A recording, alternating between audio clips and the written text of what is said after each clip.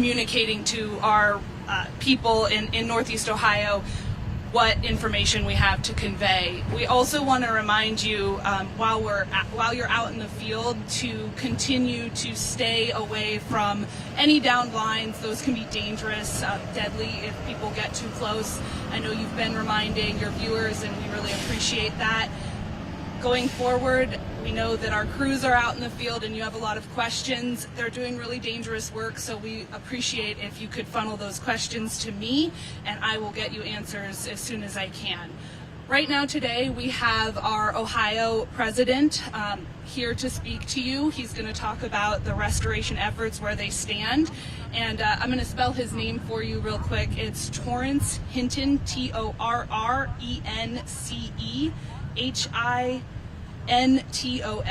and he is the FirstEnergy Ohio president. So Torrence.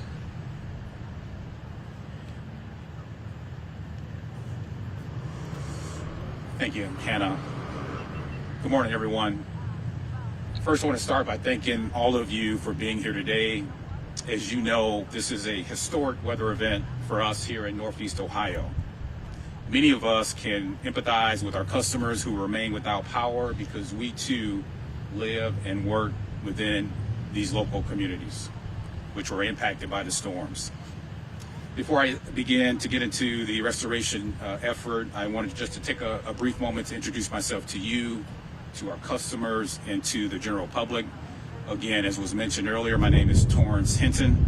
I was recently named president of FirstEnergy Ohio Utilities. Started here literally 7 weeks ago, but I have more than 25 years in the utility business.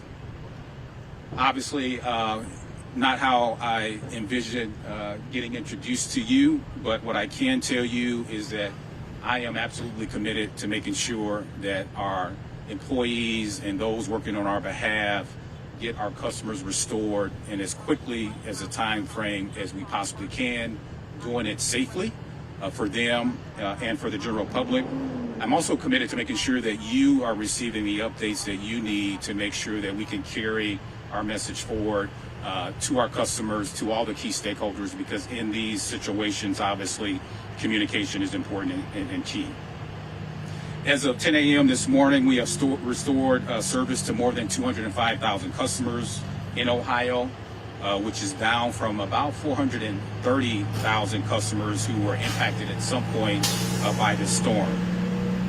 The illuminating company has not seen a storm event of this nature for more than 30 years, dating back to 1993. So again, for the illuminating company and our customers in this specific area, this is a historic event. We also have learned that there have been 4 confirmed tornadoes touch down in this local area, again, which speaks to the historic nature of this weather event. It has brought down parts of our infrastructure which have previously withstood wind, rain, snow, and ice storms for many decades.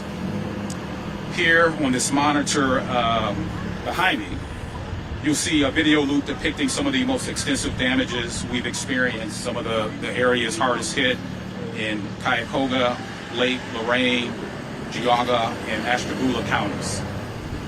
In Parma, we had 12 utility poles topple along the 130th Street after a tornado with winds up to 110 miles per hour tore through that area. In Lake and Geauga counties, and I know I may be mispronouncing it, so my apologies, large, strong, mature trees were entirely uprooted and in some cases thrown into our power lines and our equipment. In addition, our high voltage transmission line system was severely damaged by Tuesday's weather event, which isn't typically the case for most single weather events that we experience. We've been inspecting the transmission lines by helicopter, which saves time compared to driving the right of way for each tower. I can tell you our employees who do this work are very professional. I had an opportunity myself this past Wednesday to go up in the helicopter with them to inspect some of the damaged lines. We recognize that we cannot complete this effort with our internal resources alone, which is why immediately as the storm was passing, we initiated mutual assistance, and we have mobilized a massive response team in order to assist us. More than 5,000 contractors have come into our area. That includes contractors as well as other utility partners to help us restore electric service, to clear fallen trees and limbs, and ultimately to keep the public safe. With the backing, again, of more than 3,500 additional line workers and field personnel and contractors and mutual assistance organizations, our hardworking and dedicated employees continue to work around the clock in 16-hour shifts in order to restore service to about 200,000 customers who remain without power. This is one of the greatest benefits of being part of a larger company like FirstEnergy. We have access to additional repair crews and other support staff who come here and can be on the ground very quickly. I understand, and we'll get to what I'm sure is the main question on many folks' mind, and that is, when will my power be restored? Keep in mind that restoring service to customers as we speak, so we have already restored power to some of our customers. We will continue to do that until this event is complete. You may be aware that we have established what we refer to as a global estimated time of restoration, often referred to as ETR for short. And this basically represents what we believe will be when the majority of our customers, the vast majority, will have their electric service restored. These estimates are based on crews coming in as resources and our best assessment of the damages based on what we've experienced. And right now, for this area and the illuminating company, we've set that ETR to be 11:30 p.m. next week, Wednesday.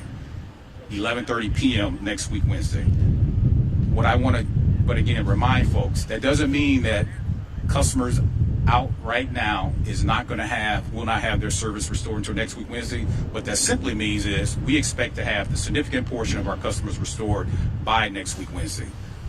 Crews are working right now. Customers are coming on right now as I stand before you, and will continue to come on throughout today, tonight, and the vast majority over the upcoming weekend.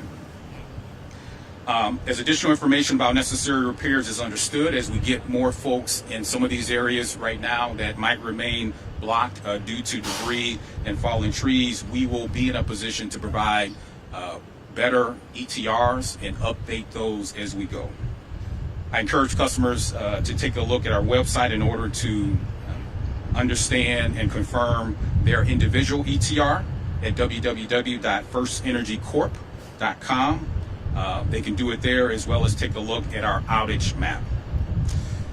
Let me just talk a little bit about the restoration process. Crews basically have to work to find and isolate the damage and secure public safety hazards that exist from this weather event. Then we have forestry crews that come into the area to clear the trees and the debris before we have our repair crewmen come in order to fix the damaged lines. There may be several dozens of these repairs that exist before we can see a single customer power restored. While these crews continue to work 24/7 to restore service, we are also teaming up with Giant Eagle to provide free water and ice to our customers who are without power. We are providing this up and until Wednesday, August 14th of next week. Customers who remain without power can simply visit one of these sites. They will receive 1 bag of ice, 2 gallons of water free of charge. They do not need to bring their FirstEnergy bill to prove that they're a customer. Simply go into one of these sites, and we have more than a dozen set up within the local area. I encourage everyone to follow us on our social media channels, which include Facebook and X, to get the most updated information about the outages and where we're working to restore service. They will also find important safety information on those social media channels as well. I really want to offer my sincere thanks to our customers who have shown incredible patience as we work through this process to restore their service. I understand it can be frustrating at times. I've heard countless stories of how they have shown support for our crews as we're working to restore their service, whether it's a simple thank you, providing snacks. One customer, I understand, baked a whole pot or pan of cookies. So those gestures of support go a long way. While I understand our customers also have questions about their outage, please, I encourage our customers to let the crews on site do their job, and please stay away from the work zones. These work zones can be extremely hazardous. Understand that our workers are focused, trying to do the best that they can to get the customer's power restored. Please, for safety reasons, I would just encourage our customers to allow our crews in the area to do their work, and this will help us as we continue in our restoration efforts. Also, from a safety perspective, please stay away from any down lines as they present potential hazards. Those lines might be energized or they might become energized at some point. So again, for safety reasons, I would encourage our customers to stay away from any down lines and simply make sure they have been reported to us for follow-up. I will also tell you that part of my message to my internal team has been very simple. We're going to work tirelessly and diligently to get all of our customers restored in as quickly a time frame as we can. But success means we will do that while keeping our employees, our contractors who have come into this state working on our behalf, our customers and the public safe. The work that, again, our crews are engaged in is hazardous, but it does not need to be dangerous. No one has to get hurt or, God forbid, lose their life when we're doing it safely and appropriately, and that's the expectation I have set for all of the people working in the field today on behalf of FirstEnergy. Thanks again for everyone being here, and I'm going to take this time now to open it up for questions. I really do thank you for ensuring that we're getting timely information out to our customers. Again, I appreciate the patience of the community. We will do everything we can to keep the community as well as the media updated on how we're performing and just making sure we're getting accurate, factual information out to our customers. Yes. I was talking with Hannah yesterday. She said everyone from FirstEnergy within your branch did not go down south to help out with the hurricane coverage, but she did say maybe some of the contractors did send some crews down south. How much can that impact the speed at which things get caught up here? It doesn't have any impact, and obviously this is going to be difficult with multiple events happening at the same time. Yeah, and so I just repeat, our crews stayed up here. We did not send any of our internal crews down south to assist, knowing that we have throughout the footprint, especially in Ohio, this emergency situation that we're dealing with. Some of our contractors did send their crews down there, as I understand. I don't know how many, but again, I will tell you, we have thousands of contractors who have come in, and we have the resources we need to get this work done timely and most importantly, safely. Was there a lesson learned from this storm to help better future remedies to make sure that we're not?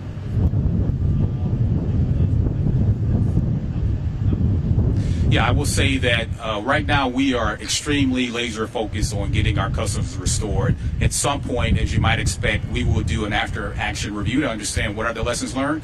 But let me repeat, this is a historic event. We may not see it for another 30 or 50 years. My job is to make sure we capture those lessons learned, and it will be here for the next president, because I can guarantee you I probably won't be in this role 30 to 50 years from now. Hopefully I'll be alive, but hopefully I'll be enjoying doing something differently. But obviously we try to learn from any lesson we have, and we will certainly take the lessons learned from this event and apply them to the next one. So the gentleman and then the young lady. I see about a dozen trucks out there. Those look like a lot of the trucks we've seen doing work on lines. Why are they here and not out fixing lines? It's a process. So people are coming in, getting orders, and taking assignments, and then you should see them out in the field at some point. But it's a 24/7 operation that we're engaged in. Not every one of the trucks will be out at the same time. They come in, they get instruction, they pick up material, and then they go out. And that's just part of our process. Is this the staging area? This is where they're picking up material, and this is the headquarters, right? This is one of the lay down areas, is what we refer to, staging sites. And let me just say this. So within this area, and for the illuminating company, we have essentially divided our response area into zones, 4 specific zones. And each zone has a local management team with all the right support in order to make sure we can tackle this situation as promptly, as quickly as possible. So there are similar sites like this throughout the local area. We have, as you might expect, daily calls with various groups. It starts with getting information from what's happening here at the site. We get that communicated to leadership, leaders such as myself, and ultimately we want to make sure that the people here have what they need to be successful. When you were talking about the estimated time of restoration, you mentioned that Wednesday, August sure a majority of the customers are back home by then. Does that mean some people could be even later than that? That is very true. So the estimated time of restoration to restore means 95% plus of our customers will be on by Wednesday, August 14th. That leaves potentially 3 to 4%. And it will be that 3 to 4% that quite honestly is going to be tough. It's going to be that 3 to 4% that is not an area where we can easily get back on from establishing a line. It may be something very local to those residents that's just going to take more time to investigate. So yes, 95% plus of our customers will be on by that Wednesday, but there's a likelihood that some, a very small percentage, will remain off. And we will make sure as that date approaches, we communicate areas that remain off and what we're doing to get them back restored. For the folks back at home, can you let us know how many agencies were brought in from the states and where did they come from? Yeah, I can make sure my team gets that detailed information. I will tell you there were more than a dozen different entities that have provided contract crews. We have those crews by utility, by contractor name, by how many was sent in.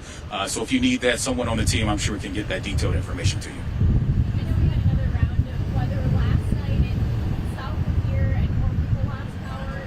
How many more customers lost power and did that affect your response that was already on?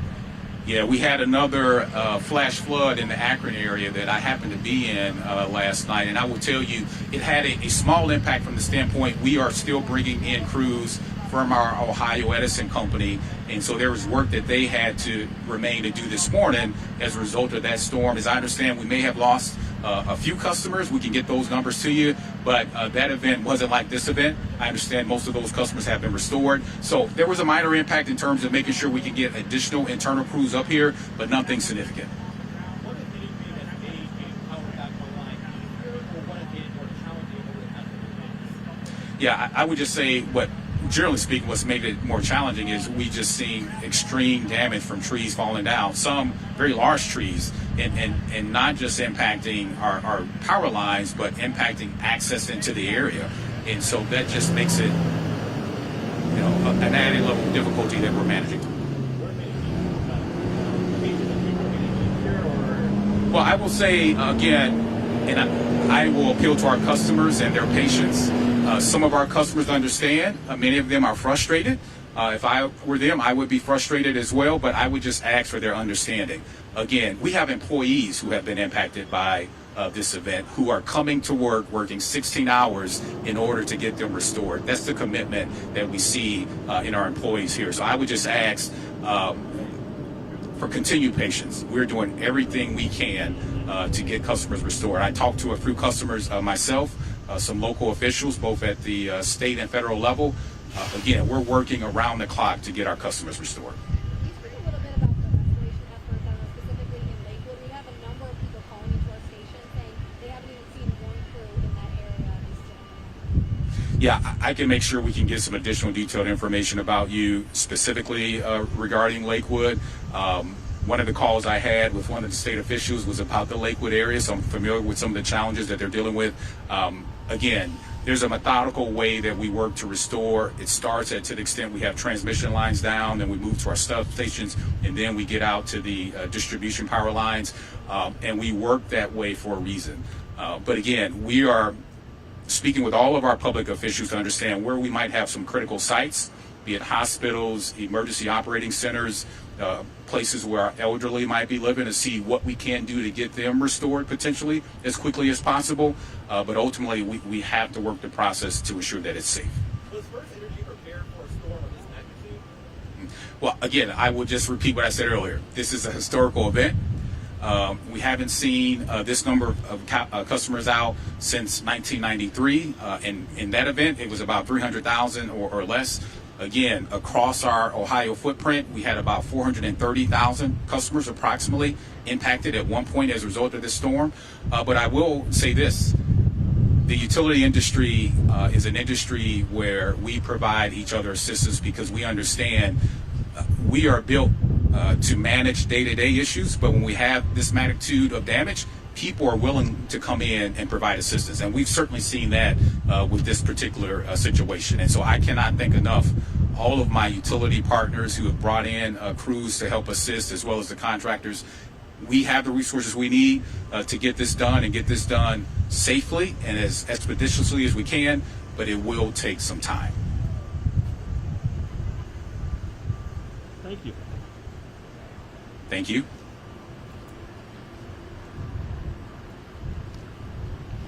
Thanks again for being here. We want to make sure that this information is getting to our customers, just like Torrance said. If you have specific questions, I can do my best to run down those answers for you. I know we have some specific areas that we're working on. I'll be your point person still for that, and you can come to me with those questions. Again, we just want to remind you when you're in the field just to be safe and try to let our crews do their jobs. Thank you.